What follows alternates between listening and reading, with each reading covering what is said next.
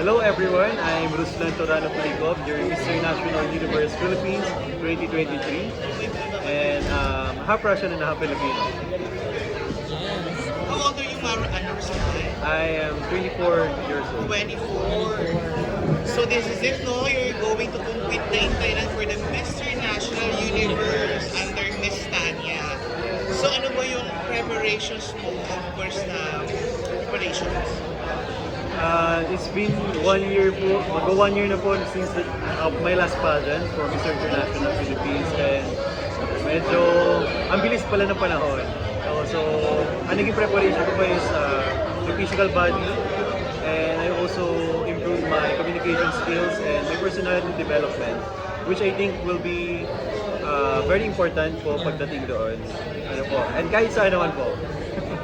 So what are you looking forward for the competition in Thailand? I'm looking forward that marami po akong mamimit na bagong mga kapatid, brothers, and it's gonna be much. First time ko po kasi lumabas ng bansa. So parang hindi po ganun ka-pressure since kasama ko po si Ken Aniban. And masaya po and exciting kasi marami po akong marami po tayong supporters na manonood. Pupunta po na ng Bangkok just to watch the pageant and at the same time to enjoy the place. So after winning the title of Mr. International Philippines, ano yung mga changes sa life mo? Can you share us? Marami po. Number one po in terms of connection. Marami po ko na-meet na iba't ibang tao. And number two is yun nga, may personal development ko. Parang after po that pageant, medyo tumaas po yung confidence ko pa. And marami po akong natutunan. Kasi yung Mr. International po parang nag-focus din po siya on personal growth. Meron po kasi yung mga workshop.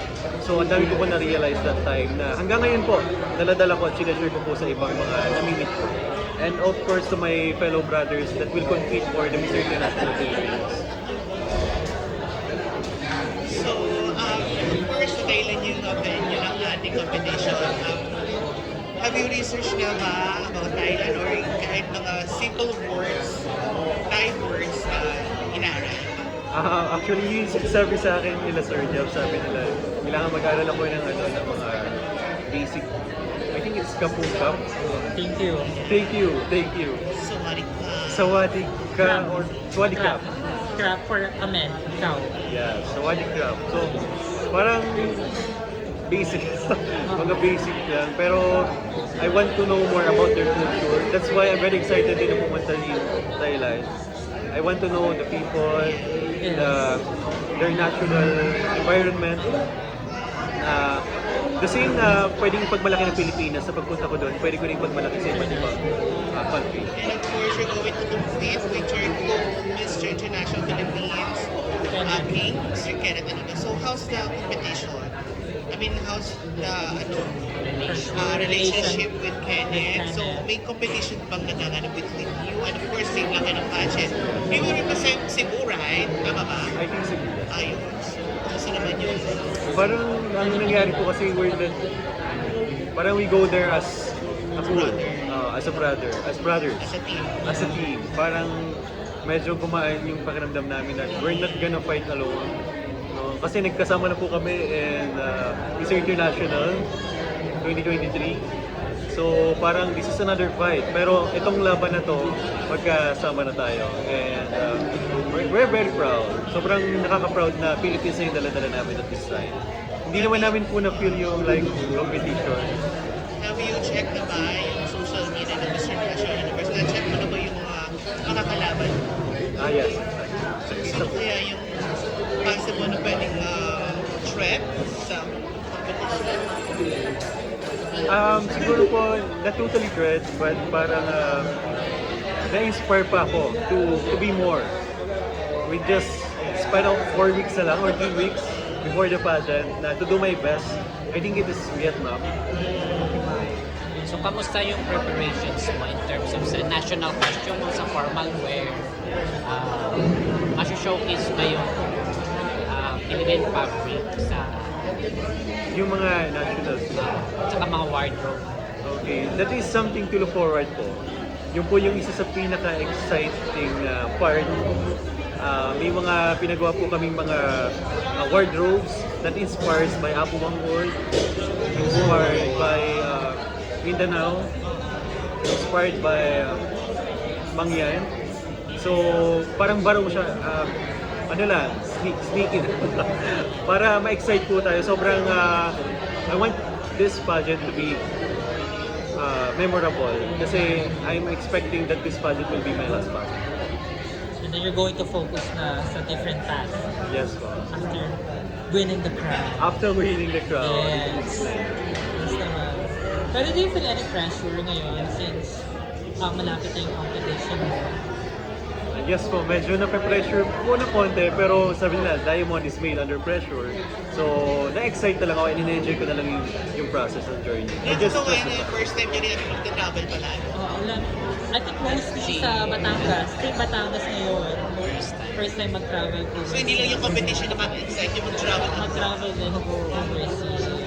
Parang I want to know more about their culture. Paano ba kapag iba na yung language, pag iba na yung culture nila, how does it affect my personality? Ano yung may epekto sa akin?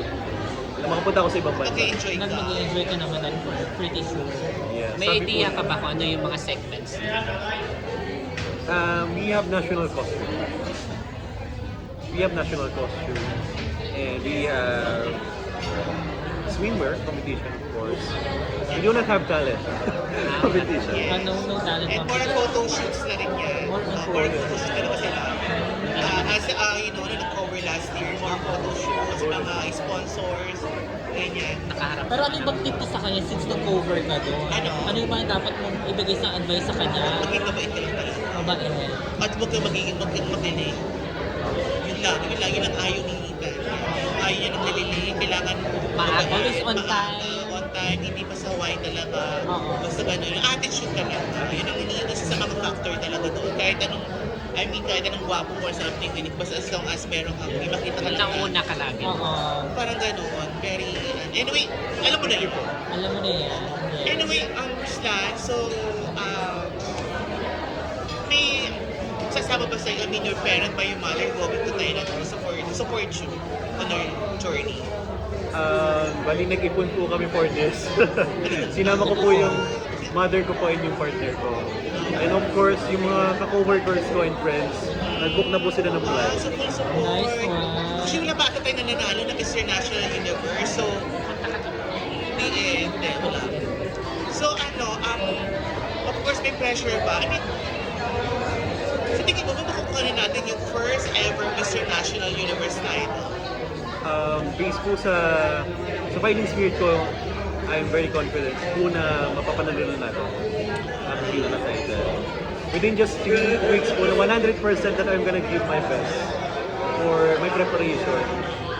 At tulad po na sinabi ko kanina, I want this to be my last pageant. I want this to be very memorable. Hindi lang po para sa akin, but Yes. for the country. Pero na-check mo na yung mga co-candidates mo sa social media. Yes po. Ano na? Yes, sure. There Si are Vietnam ata yung malakas na makakalaban na sabi niya. Medyo mahigpit na makakalaban. Pero parang lahat naman po very competitive in terms of physical, kasi hindi ko pa naman po sila nag-meet. Ilang candidates ngayon? As of now po parang lumabas po is 60. 10 po yan. 10. Or then nadadagdagan po na Nagdadagdagan nadadagdagan. naman siya nadadagdagan. Sa Bangkok bang gagawin? Sa Bangkok. Bangkok, Thailand.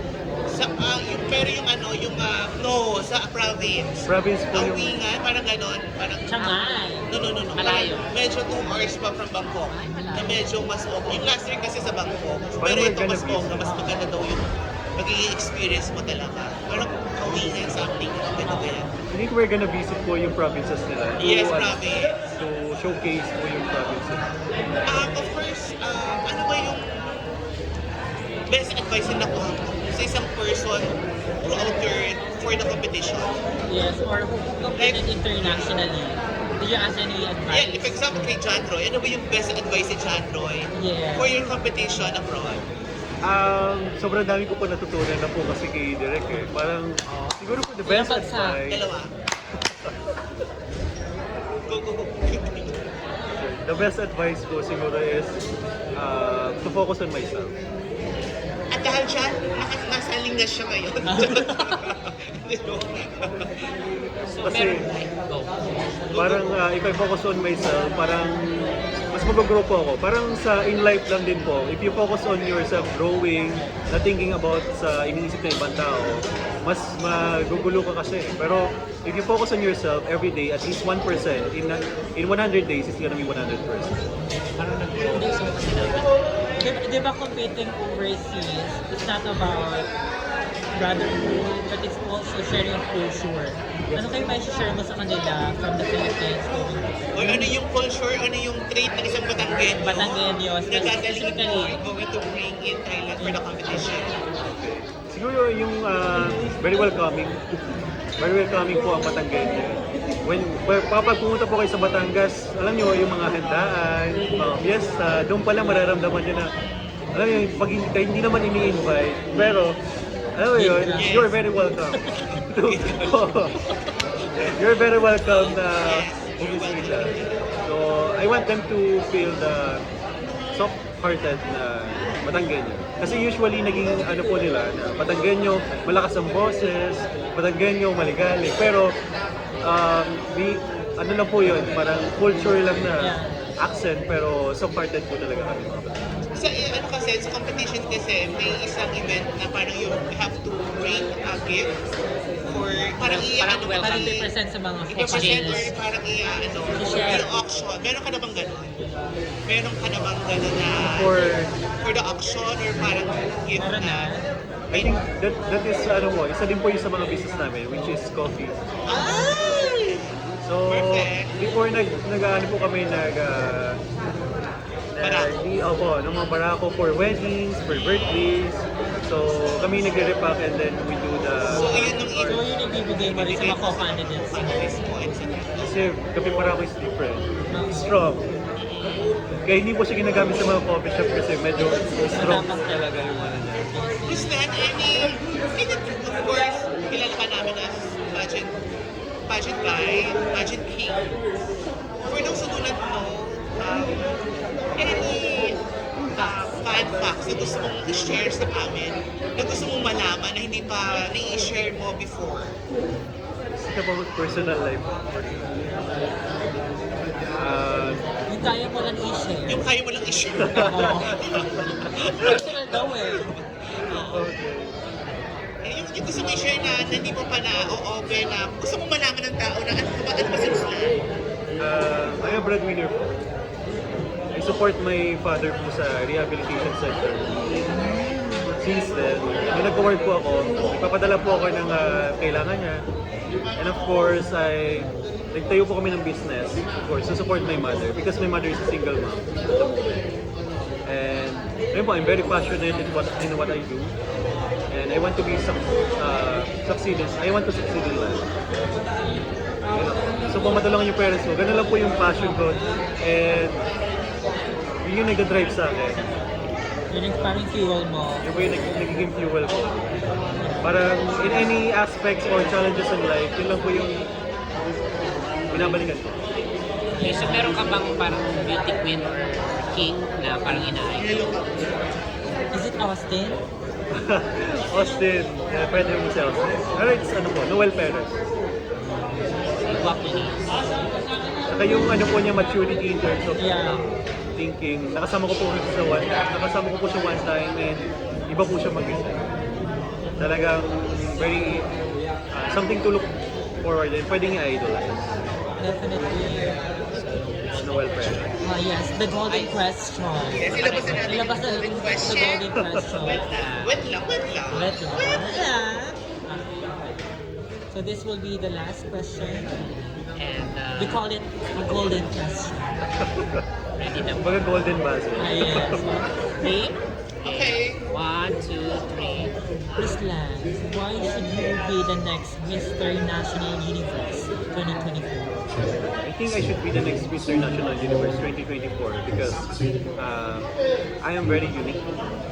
I And my vision and my aspirations in life is based on experience. And it's based on my emotions, based on what I want to do in life. And your message to your supporters, who's the support for this upcoming Final competition? message. The Final message. Guys, thank you so much for supporting me and my fellow brothers, the Mr. International Philippines brothers, and Ryan and Lemon. And maraming salamat. This is really my first time na lumaban in Thailand and out of the country. And I know na nandyan lang kayo yung nagpapalakas ng loob ko. At the same time, this is our fun. So, enjoy lang natin tong laban na to. And let's make this memorable. Yes! And then sample naman ng introduction. Yes, for your introduction is Ako muna ha. Tayo kami. But hindi ako prepared. Pero first line,